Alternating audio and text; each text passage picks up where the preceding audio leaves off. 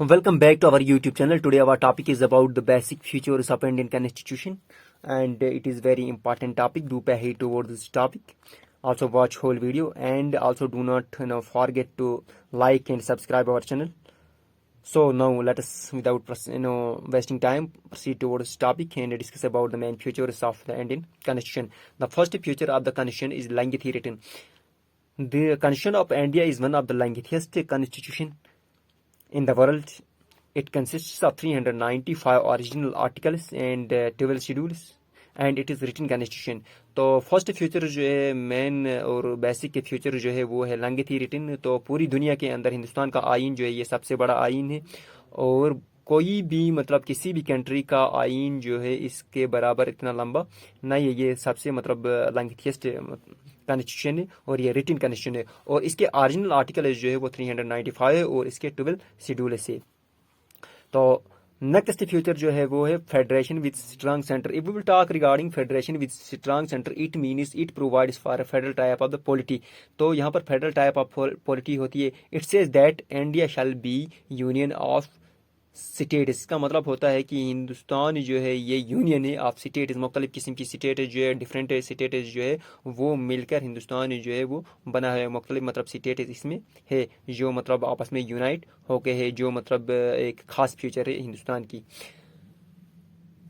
तो here in this federal type in federation with the strong center in this future, the powers are divided into two government, that is the state government and this central government. And the central government enjoys more powers as compared to the state government, and the central government has also powers to rename and change the borders of the state. तो federation with strong centre means यहाँ पर central government जो होता है उसके पास ज़्यादा powers होते हैं. वो स्टेट के जो स्टेट की बाउंड्री जो होती है और नाम जो होता है बाउंड्रीज का या स्टेट का वो चेंज कर सकता है पार्लियामेंट, क्योंकि पार्लियामेंट के पास according to the constitution of India ज़्यादा पावर्स होते हैं. कॉन्स्टिट्यूशन जो है ये ज़्यादा पावर्स पार्लियामेंट को दे देता है. तो फेडरल टाइप ऑफ जो मतलब फेडरलिज्म में जिस मतलब स्टेट में होता है तो वहाँ पर पावर जो है उन्हें डिवाइड किया जाता है स्टेट और सेंटर के दरमियान. तो यहाँ पर स्टेट और सेंटर के दरमियान पावर जो है उन्हें डिवाइड किया गया है with the purpose to create this convenience for administration की मतलब सहूलियत के लिए. तो सेंट्रल गवर्नमेंट जो है यहाँ पर ज़्यादा पावर से एंजॉय करता है और वो नाम और बाउंड्री जो है वो चेंज कर सकता है स्टेट के. तो नेक्स्ट फ्यूचर जो है वो सेक्युलर स्टेट है. तो if we will talk regarding this feature, it means all the religions are equal in the eyes of the state. No any religion is superior to other, and state respects all the religions equally. और तमाम जो religions होते हैं उनकी respect करती है state, और तमाम जो रिलीजन्स होते हैं उनको एक ही नज़र से स्टेट देखती है. कोई भी सुपीरियर ना कोई इंफीरियर होता है, और सब जो होते हैं स्टेट की नज़रों में, कानून की नज़रों में तमाम रिलीजन्स जो होते हैं, मज़ाहिब जो होते हैं वो एक होते हैं. और नेक्स्ट फ्यूचर जो है वो डेमोक्रेटिक रिपब्लिक है. If we will talk regarding this feature, this means the constitution of the India provides for a democratic government at both the center as well as the states. तो इसका मतलब democratic Republic का मतलब होता है constitution जो होता है हिंदुस्तान का. यहाँ पर जो इलेक्शन होती है तो इसमें जो कैंडिडेट चुने जाते हैं दे आर इलेक्टेड. उन्हें क्या किया जाता है, इलेक्ट किया जाता है through the process of in this election through on the basis of universal adult franchise.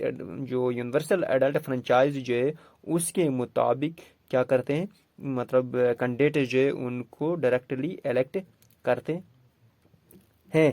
Head of the state is not hereditary one, that is a monarchic. और head जो होता है स्टेट का वो मतलब हेरिडिटरी वन नहीं होता है, मोनारिक नहीं होता है, but as an elected one. Centre में भी स्टेट में भी इलेक्ट किया जाता है, मतलब एडल्ट फ्रेंचाइज के मतलब बेसिस पर जो भी 18 साल का व्यक्ति हो उससे मतलब हक दे दिया जाता है कि वो अपना वोट कास्ट करे और अपना कैंडिडेट जो है, नुमाइंदा जो है उसे चुने, ताकि आने वाले कल में उनके इश्यूज जो है उनका वो कैंडिडेट जो है वो सॉल्व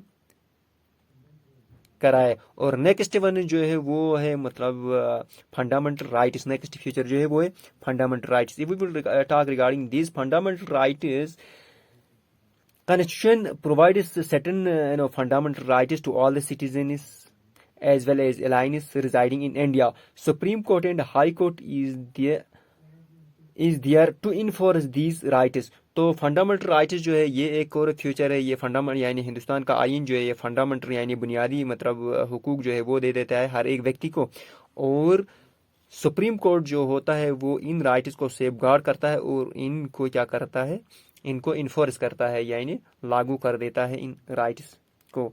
तो ये राइट्स जो है लाइक राइट टू इक्वलिटी है यानी मसवात के, राइट टू फ्रीडम है, right to freedom of religion है, अच्छा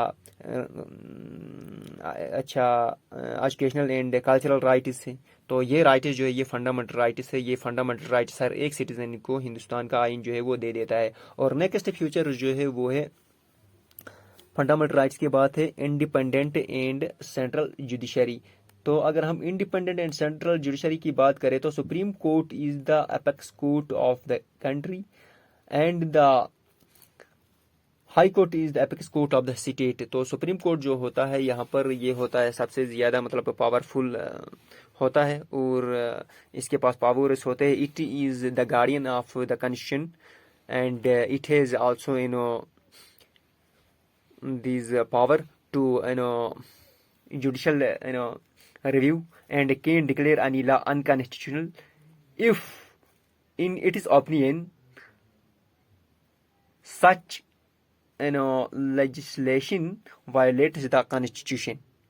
अगर हम इसकी बात करें इंडिपेंडेंट एंड सेंट्रल जुडिशरी की, तो जुडिशरी जो है यहाँ पर ये एक खूबसूरत फ्यूचर है। जुडिशरी जो है वो अलग है यानी कोई सुप्रीम कोर्ट जो है वो मतलब एपेक्स कोर्ट है, सबसे बड़ा कोर्ट है हिंदुस्तान का, और ये प्रोटेक्ट करता है, गार्डियन है, ये प्रोटेक्ट करता है फंडामेंटल राइट्स को और ये प्रोटेक्ट करता है आइन को हिंदुस्तान के, और इसके पास जुडिशल रिव्यू का पावर है। किसी भी मतलब कानून को जो मतलब पास किया जाए, जो कानून वायलेट करता हो कॉन्स्टिट्यूशन को, उसको अनकॉन्स्टिट्यूशनल जो है वो सुप्रीम कोर्ट करार दे सकता है अगर कोई भी लॉ मतलब वायलेट करता हो कॉन्स्टिट्यूशन को। तो इसलिए कॉन्स्टिट्यूशन का सुप्रीम कोर्ट जो होता है वो क्या होता है, एक गार्डियन होता है, प्रोटेक्ट करने वाला होता है। ये मतलब फ्यूचर है एक हिंदुस्तान के आइन की। और नेक्स्ट वन जो है वो है public service commission. Public service commission it provides, it means that constitution provides for union public service commission for the management of the services of the union. तो यूनियन ये कॉन्स्टिट्यूशन जो है ये provide करता है यूनियन पब्लिक सर्विस कमीशन किस चीज़ के लिए, for management of services, services जो है उसकी मैनेजमेंट के लिए। Besides the constitution provides for all India services. Constitution जो है ये प्रोवाइड करता है तमाम मतलब ऑल इंडिया सर्विसेज जो है उनके लिए, जैसे कि आईएएस से, आईपीएस से एंड आईएफएस से, यानी IAS Indian administrative service, IPS Indian police service and IFS Indian forest service से which are common to centre as well as the states. And next future जो है वो है इंडिपेंडेंट इलेक्शन कमीशन।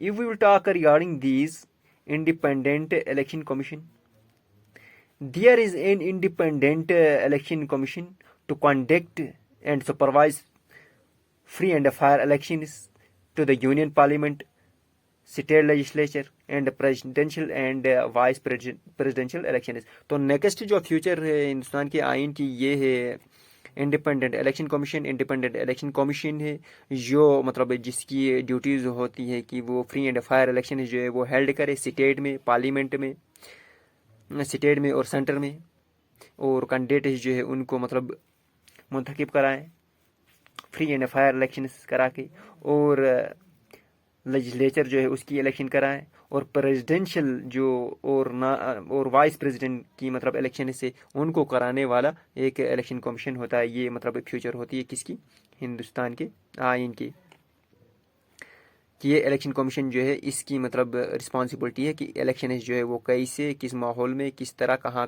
कैसे मतलब held करनी है। तो ये चीज़ें इलेक्शन कमीशन जो है ये करता है, ये बॉडी करती है।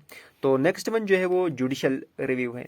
Judicial review means the power of the judiciary to declare any law as null and void if it violates the constitution of India. तो जुडिशल रिव्यू का मतलब होता है कि पावर जो होते हैं जुडिशरी के कि वो क्या करें, डिक्लेयर करें किसी भी लॉ को अनकॉन्स्टिट्यूशनल। अगर वो लॉ जो फ्रेम किया गया, जो लागू किया गया, अगर वो लॉ आइन को क्या करता हो, आइन को अगर वायलेट करता हो, तो उससे सुप्रीम कोर्ट जो है वो मतलब सुप्रीम कोर्ट को कॉन्स्टिट्यूशन जो है वो ये मतलब पावर दे देता है कि उस मतलब लॉ को नल एंड वॉइड वो करार दे सकता है, उसे रद्द किया जा सकता है अगर वो लॉ मतलब कॉन्स्टिट्यूशन को वायलेट करता हो तो। और नेक्स्ट जो फ्यूचर है वो है universal adult franchise. Universal adult franchise means that